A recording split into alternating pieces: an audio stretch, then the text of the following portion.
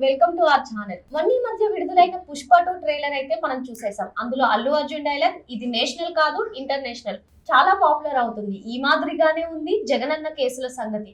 ఇది నేషనల్ కాదు ఇంటర్నేషనల్ అన్నట్టుగా ఏకంగా అమెరికాలోనే ఆయనపై కేసు నమోదైంది. అసలు ఈ కేసు ఏంటి అని చూస్తే విద్యుత్ కొనుగోలు విషయంలో ఈ విషయం ఇప్పుడు చర్చనీయాంశంగా మారిన వేళ సాక్షి పేపర్లో అయితే ఇందులో జగనన్న పాత్ర లేదు అంటూ ఆర్టికల్ వచ్చింది. దీనిపై చర్చించడానికి నాతో పాటుగా ఉన్నారు సీనియర్ జర్నలిస్ట్ మాణిక్ గారు.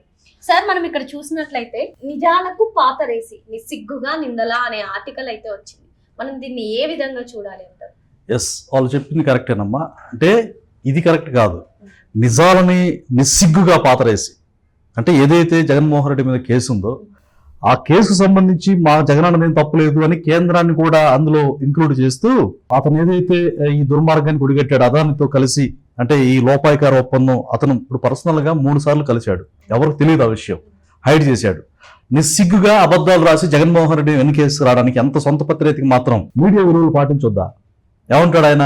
నిజాలకు పాతరేసి అంటే నిస్సిగ్గుగా నిందల, నిస్సిగ్గుగా వెనకేసుకు రావడానికి ఈ సాక్షికి కనీసం బాధ్యత లేదా? మీడియా విలువలు పాటించరా అని చెప్పేసి ఈరోజు మనం ఆలోచించాలి. ఇంకా ఏం రాశారు ఒకసారి మనం చూస్తే కనుక, అమెరికాలో అదాని సంస్థ అభియోగాలు నమోదైతే ఇక్కడ వైఎస్ జగన్ పై విష ప్రచారమా?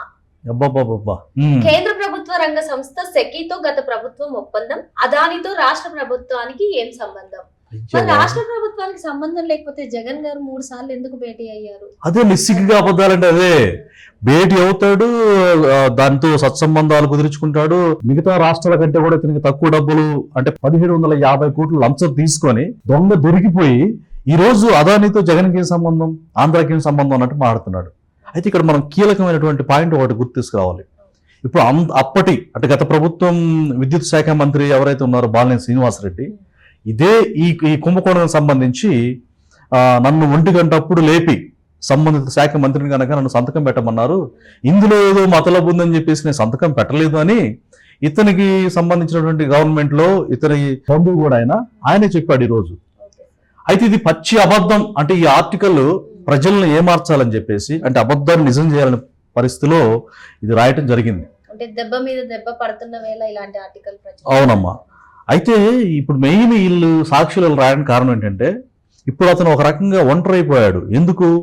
విపరీతమైనటువంటి కుట్ర, కుళ్ళు, ద్వేషం నింపుకొని, అంటే తల్లి చెల్లిని కూడా దూరపరుచుకొని, ఇక కార్యకర్తలే నా బలం, వాళ్ళు గెలిపిస్తేనే నేను రేపు ఏదన్నా పదవి కానీ ఎమ్మెల్యే కానీ లేకపోతే ఇంకోటి కానీ అవ్వగలుగుతానని చెప్పి ప్రజల్ని మభ్యపెట్టే ప్రయత్నం అయితే చేస్తున్నాడు.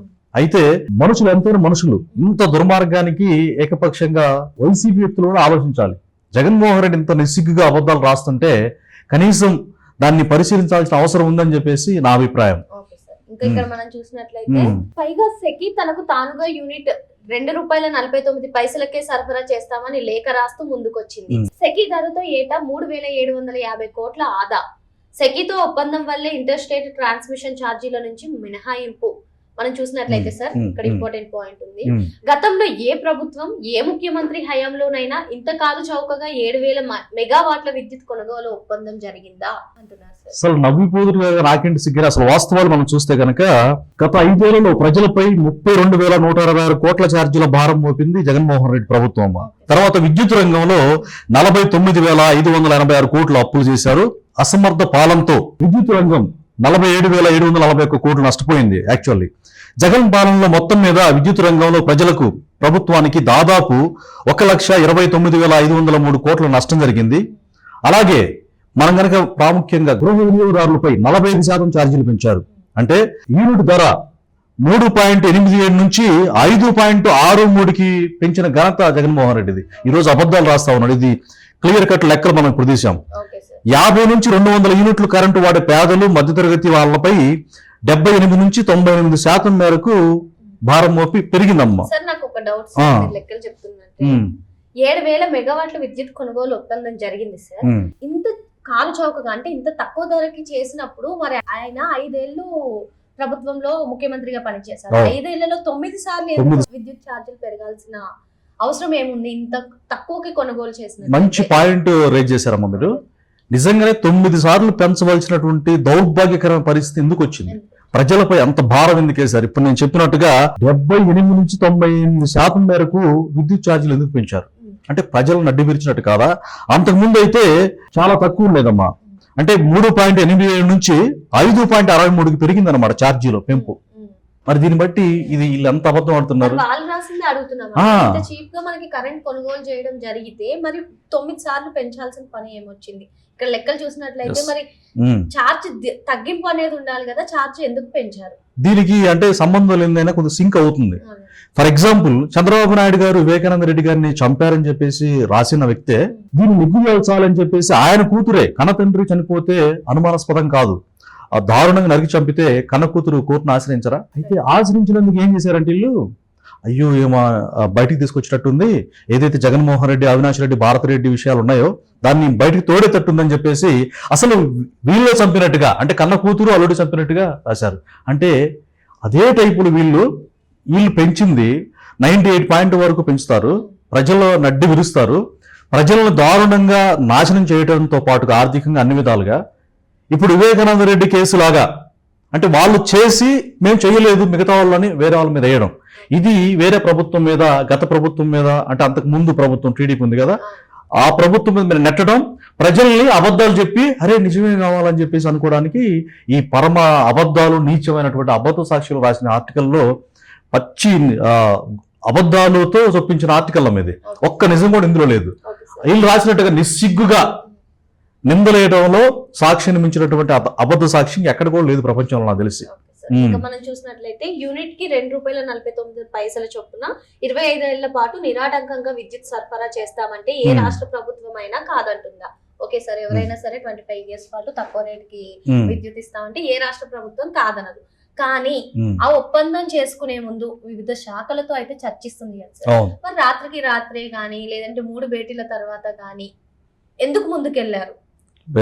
వివిధ శాఖలతో చర్చించకుండా ఎందుకు ముందుకెళ్లాల్సి వచ్చింది కదా?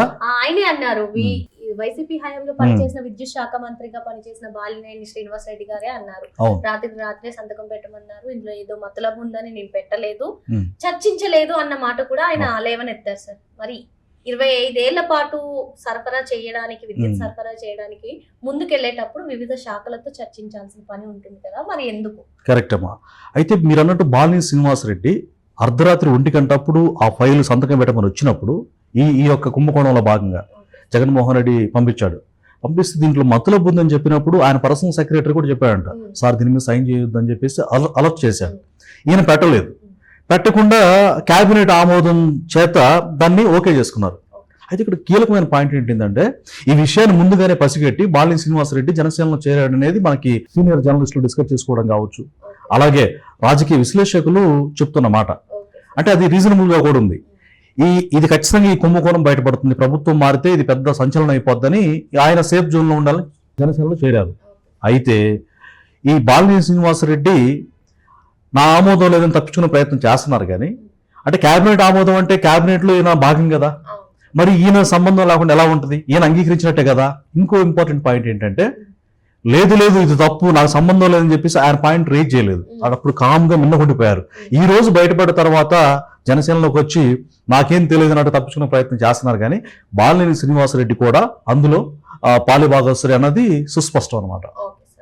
ఇంకా మనం చూసినట్లయితే అసలు అధిక ధరలకు పీపీఏలు చేసి అడ్డగోలు స్కామ్లకు పాల్పడింది చంద్రబాబు అని రాసింది. దీన్ని మనం ఎలా చూడాలి సార్? అసలు లేస్తే విజనరీ లీడర్ అటువంటి పెద్ద మీద ఆయన ఏంటంటే అభివృద్ధి పరచడమే తెలుసు, కానీ ప్రజల్ని అభివృద్ధి వైపు పరుగులు తీయించాలని 18 గంటలు కష్టపడడం ఆయన తెలుసు. ఇదేదో మామూలుగా నేను చెప్పడం కాదు, ప్రజలందరూ తెలుసమ్మా. అయితే అలాంటి అభివృద్ధి చేసేటువంటి మంచి పాలిటిక్స్ చేసేటువంటి చంద్రబాబు గారి మీద ఎప్పుడు విషం కక్కటమే. ఇప్పుడు అంతెందుకు, వివేకానంద రెడ్డి గారి మర్డర్ విషయంలోనే చంద్రబాబు నాయుడు గారు చంపారన్నారు, తెలిసిన తర్వాత చంద్రబాబు నాయుడు గారి మీద యాక్షన్ తీసుకోవాలిగా. అంటే ఈయన పేరుని ఏంటంటే ఈయనకి ప్రజల్లో ఆదరాభిమానాలు పెరుగుతున్నాయి, అది సహించలేక అక్కసును వెళ్ళబోడ్చుకోవడం తప్పితే ఆయన పేరుని అభివృద్ధి ప్రదాత, నిజానికి ఆయన విజనరీ. అయినా మనం చూసుకున్నట్టయితే ఆయన గెలిచిన ప్రతిసారి ఒక విజన్తో ముందుకెళ్తారు. అంటే 2047 వరకు ఇప్పుడు ఒక దీర్ఘకాలిక ప్రణాళిక వేశారు. అంటే ఎట్లా ఉండాలని ఒక గోల్ పెట్టుకొని ఆ గోల్ ప్రకారం పనిచేసుకుంటూ పోవడం.